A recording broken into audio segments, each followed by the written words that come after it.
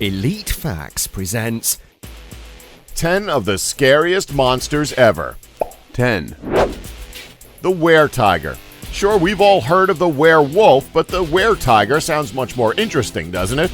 The story goes that to become a weretiger, one must suffer from a unique curse passed down from generation to generation, or you just really need to piss off an ancient spirit. Other myths talk about how every other race aside from the Chinese were really animals who had forgotten who they were in the mists of time, and that the tigers were one of them. Another myth says to become a weretiger from beyond the grave, you had to have been killed by a tiger. 9. Strigoi. Romania is well known for its vampires, especially the infamous Count Dracula, but it also contains a myth of what is probably the granddaddy of all vampire stories, the Strigoi. The name runs a shiver down your spine, doesn't it? The Strigoi is a troubled soul from beyond the grave, and he's ready to devour your blood and roam the earth once more. He can also become invisible and transform into the shape of an animal. A creature of demonic lineage, the Strigoi is so feared in the country that there are still cases of graves being dug up to eliminate the vampiric menace. 8. Zaire. In a time when centuries-old vampires have teenage angst and bloodlust in the mix of all their problems, it's nice to have a refreshing change to the vampire family, the Zaire. Some kind of a bizarre mix of ghoul and vampire, the Zaire is a soul-sucking monster that's native to the northern regions of Germany. Yet another place to cross off your travel list, by the way. It rises from the grave to devour his or her own kin.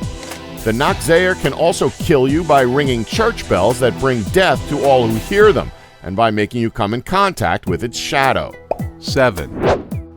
Lais Trigonians. If you've ever read Homer's Odyssey, you know these disturbing brutes. To those of you who haven't, I'll just sum these things up in 3 words. Unfriendly, cannibal, giants. Not something you want to meet in a dark alley. The Lais Trigonians were said to have lived in the island of Lamos in a city called Telepylos. When the hero Odysseus arrives in Lamos, he finds his fleet bombarded by boulders, and when he actually makes it to harbor, his 3 scouts get eaten while exploring the city. When they try to escape, you guessed it, they get rocks thrown at their ships. Oh, and some of the men get spears plunged into them. 6. Koschei the Deathless. Koschei the Deathless is the classic mythological villain. The guy who goes and steals the hero's wife, tries to woo her, but ultimately cannot because he had forgotten he was a kidnapper, a sadist, and quite hideous. Since he cannot die, nobody can beat him, right? Well, there's a single way to kill him. You must destroy his soul. Unfortunately for you, he's hidden his soul away in the form of a needle. And the needle is inside of an egg, which is inside of a duck, which in turn is inside of a hare. Now, the hare itself is hidden inside of an iron box, which is buried under an oak tree, which is on the mythical island of Buyan, home of the 3 winds. 5. Newman. Although the mongoose isn't technically a monster, unless you mess with the thing, its mythological counterpart isn't all fuzzy and cute. The Newman was said to be the only true enemy of the dragon, a creature whose slyness and cleverness matched the fierce power and anger of Europe's most famous monster. So how did the Newman defeat the dragon, whose very reputation conjures up pictures of fair maidens and burning villages and hoards of gold? Why, it crawls inside of it, of course, and wait a minute, what? Yeah, the Newman could cover itself in mud, and depending on which medieval source you read, it would crawl inside of the dragon, or some unlucky crocodile, through the nostrils and burrow from the inside out. 4. Gugalana. The days of the ancients were littered with numerous epics, great poems and stories about mighty heroes and kings. One such epic was the Epic of Gilgamesh, and it was about a monster that tore through cities, killed thousands, and was only stopped when Gilgamesh and the wild man Enkidu came to the city. You see, that monster was Gugalana, a god we know now as the astrological sign Taurus. Why did it tear through cities and kill thousands? Well, Gilgamesh, the great king, refused the advances of the god Inanna, so she sent the monstrous god to kill him. 3. Dybbuk. The Dybbuk is the Jewish version of a demon in its mythos. If you think a run-of-the-mill demon is bad, the Dybbuk is much worse. The creature latches itself onto the souls of good, honest people and causes destruction and mayhem wherever it goes. The thing itself is a broken soul desperately trying to find something to support itself.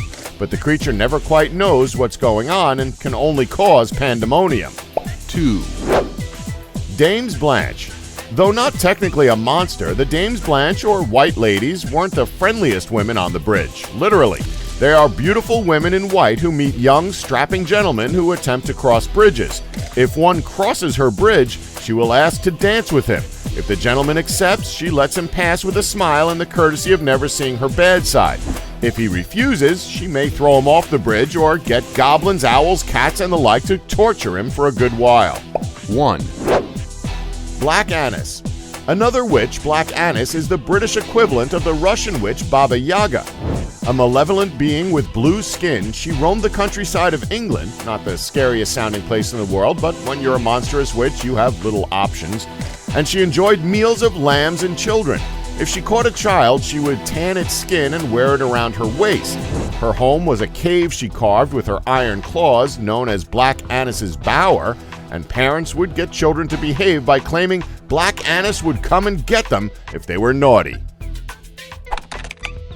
Don't forget to like us and subscribe for more elite facts.